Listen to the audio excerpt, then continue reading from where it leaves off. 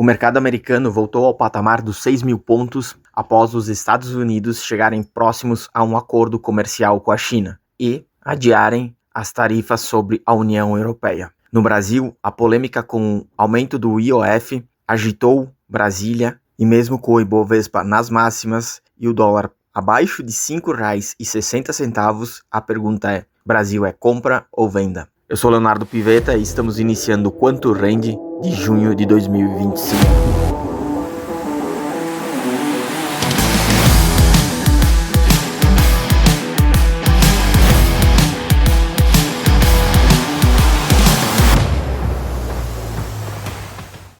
A trégua na guerra comercial e um possível acordo entre Estados Unidos e China melhoraram a dinâmica do mercado financeiro. O dólar se desvalorizou frente às diversas moedas e com o real não foi diferente. A bolsa brasileira segue com valorização de 23% em dólar no ano, no fechamento de maio, mesmo diante das tormentas fiscais do país e do polêmico aumento do IOF. Embora o CDI tenha sido acima de 1% em maio, os títulos atrelados à inflação tiveram um desempenho superior. Já o destaque na renda variável foi a bolsa americana, que subiu 6,20%, enquanto o Ibovespa sobe 13,92% no ano.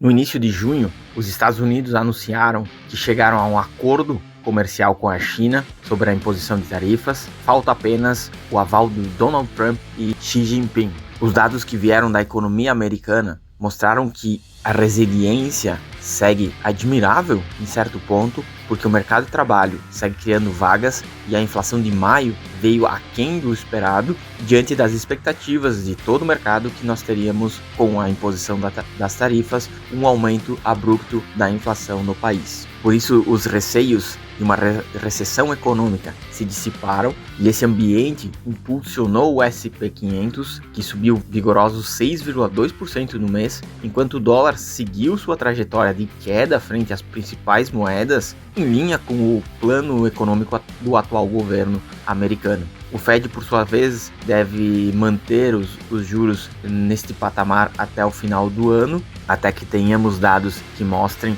maior arrefecimento na inflação dos Estados Unidos. Na Europa, o Banco Central Europeu seguiu cortando os juros e espera-se que até tenhamos uma política monetária expansionista no segundo semestre, como uma tentativa de reacender a economia europeia, que realmente não vem tendo bons números. Os dados apontam para um crescimento quase zero neste ano, enquanto se olharmos para a China, ela vive basicamente a mesma coisa que nós temos na União Europeia. O atingimento da meta de crescimento que o Partido Comunista Chinês colocou para esse ano na economia chinesa parece que fica cada dia mais distantes. Por isso que o partido teve que sentar com os Estados Unidos e negociar um acordo comercial para que a sua economia não fosse atingida por mais este fator ao longo de 2025 e de 2026. E a questão que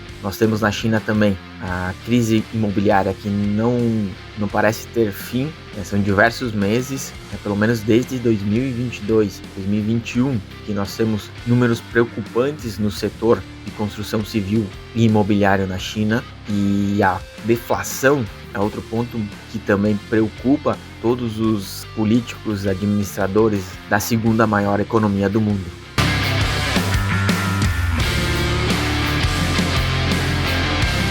Com uma inflação próxima a 6% e a taxa Selic em 14,75% e podendo aumentar ainda um pouquinho mais, o Brasil oscila entre a incerteza de novos aumentos de juros e a agonia de tê-los tão elevados. O juro real também está acima de 7%, tornando a rolagem da crescente dívida pública uma missão cada vez mais difícil para o governo. E o ambiente interno sofreu uma deterioração muito grande em função do aumento de IOF, que que será substituído em partes por novos impostos, mas a certeza é que esses números não trazem perspectivas econômicas tão animadoras, pelo menos para os brasileiros, porque quando nós olhamos para o Ibovespa, ele está totalmente alheio ao cenário doméstico e registra uma alta de 13,9% até o final de maio, e boa parte desse movimento é sustentado pelo investidor estrangeiro, porque nós tivemos uma entrada de capital no ano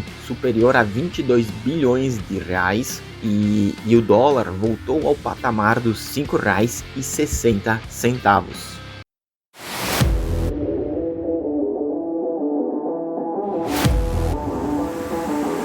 Os liberais clássicos sempre defenderam um Estado mínimo com pouca interferência estatal na economia, e eu considero que isso realmente o que deve ser feito, porém muitos esquecem que tudo gira em torno da política e das relações de poder, e não de indicadores e conceitos abstratos que qualquer pessoa, economista, cientista possa criar. E é curioso ver vários desses economistas e analistas apenas no final de maio começarem a admitir que as imposições de tarifas pelos Estados Unidos foram simplesmente uma forma de trazer todos os países para negociar à mesa. Então eles foram mudando esse discurso como se eles sempre tivessem percebido isso, quando passaram o ano inteiro criticando, mesmo os liberais, criticando a política comercial americana. Eles não conseguiram ver que nada tinha a ver com economia no final das contas, estava muito mais ligada ao jogo de poder geopolítico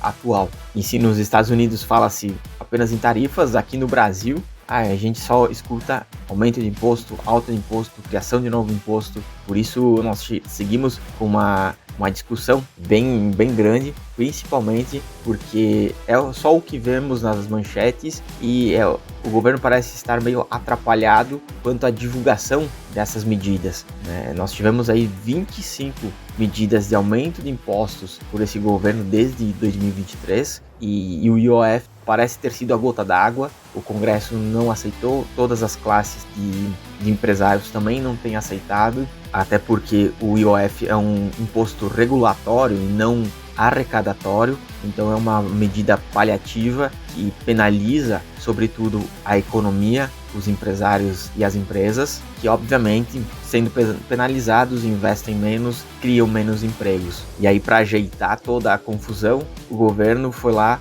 pretende, mexer nas aplicações financeiras, ou seja, eles mexerão em um lugar onde sequer tem conhecimento técnico para entender as consequências disso tudo. Apesar disso, o Boletim Focus tem mostrado que as expectativas de crescimento do PIB para 2025 têm sido revisadas constantemente para cima, mas também é verdade que hoje o Brasil tem um dos maiores juros reais do mundo, né? E esses dois fatores mostram como o governo atua, de um lado, puxando o consumo com medidas que visam aquecer a economia, seja pelos programas de incentivos a crédito, seja porque aumenta seus gastos em outras linhas, mas o governo central tem sacrificado as contas públicas para atingir o seu objetivo, que é entrar no ano eleitoral, né? Claramente é isso, com uma economia do Brasil crescendo, mesmo que isso signifique inflação. E aí, quando nós temos inflação, quem entra em cena é o Banco Central,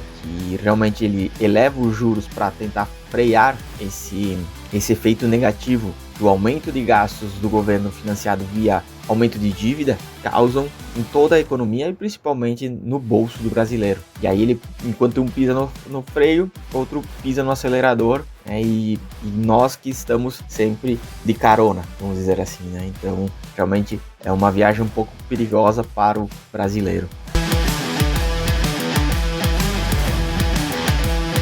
E enquanto o mundo vive entre tarifas e impostos, principalmente aqui no Brasil, impostos, e nós não vemos aqui, pelo menos no nosso cenário, nenhuma mudança estrutural realizada pelos nossos governantes, o brasileiro não tem outra alternativa a não ser poupar, investir, diversificar o patrimônio e com certeza dolarizá-lo. Aproveitar essa janela do dólar mais fraco, que é a intenção da política econômica atual dos Estados Unidos, enfraquecer o dólar frente a todas as moedas e realmente dolarizar o patrimônio, porque nós vimos nas últimas eleições como a moeda americana sobe quando nós se aproximamos das eleições, e as eleições, querendo ou não, estão logo ali em outubro de 2026. Com certeza no segundo semestre nós já vamos ter bastante ruídos quanto aos candidatos e quem vai disputar o pleito no ano que vem. E claro, com os juros nesse patamar, nós temos excelentes oportunidades na renda fixa e ela vem se mostrando algo que tem entregue um retorno interessante para o investidor, mesmo para aquele mais conservador. Então eu vejo que a janela de 2 anos ali para o pré-fixado parece que é interessante nesse momento, visto que muitos esperam que no ano que vem nós tenhamos já algum corte de juros, algum corte na Selic. Isso de certa forma já está precificado no mercado.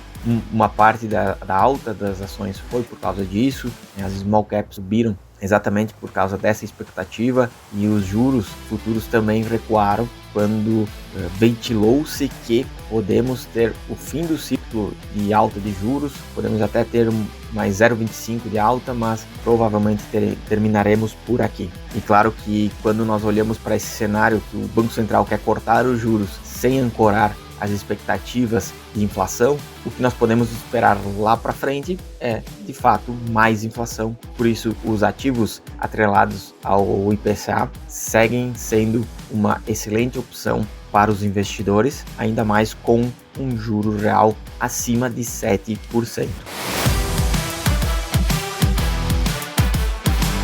E além de toda a disputa comercial, nós tivemos aí recentemente o ataque de Israel ao Irã, que deve escalar o conflito lá no Oriente Médio. É mais um fator de risco que nós temos aí para os investimentos, mas torcemos para que tudo se resolva logo. E o Quanto Rende de junho de 2025 fica por aqui. Um excelente mês, bons negócios, fiquem com Deus.